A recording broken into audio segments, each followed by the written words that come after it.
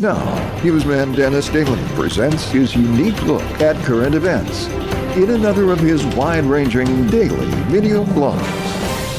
Hi, and thanks again, everybody. Summer has almost come to Palm Springs, and everybody is out in the swimming pool.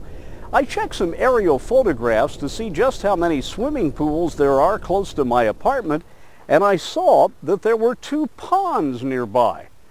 And I am standing inside one of those ponds.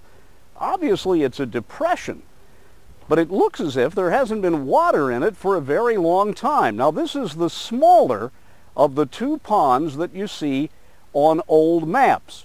Now, the other one is the bigger of the 2. Right behind where you are. Let me get out of this depression that's masquerading as a pond, because right behind you is where the larger of those 2 ponds sat.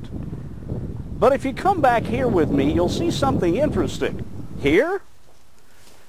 Well, the property line between this motel complex that was built back in the 1960s and this area of Palm Springs that's still rather unconstructed, that's where the bigger of the 2 ponds was until, I guess, when they built that motel.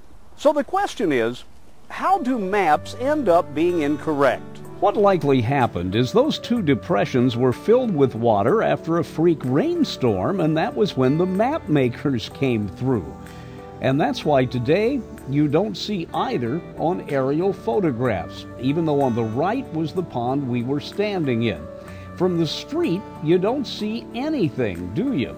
And that's the area where the 2 ponds were. By the way, that's a Google street level map photograph taken from one of those roving cars. Okay, when world mapping first started, things were primitive. U.S. maps didn't show very much, even when the states were being carved. Particularly, they didn't know what was out west. Then in the 1900s, the Geological Survey started doing great things. Here's Tewksbury, Massachusetts. A couple of things I want you to look at. You see the hill here? You can almost blur your eyes and see it in 3 dimensions. And that area on the left is where the overhead power lines are. And when you look at all of that in reality, they got pretty darn close. I wanted to be a map maker as a kid, but I still love them. So the next time you want to go skinny dipping and you see what looks like a pond on a map, you better check the aerial photograph, or you might end up diving into something like this. I'm Dennis Daly with your Daily News Update.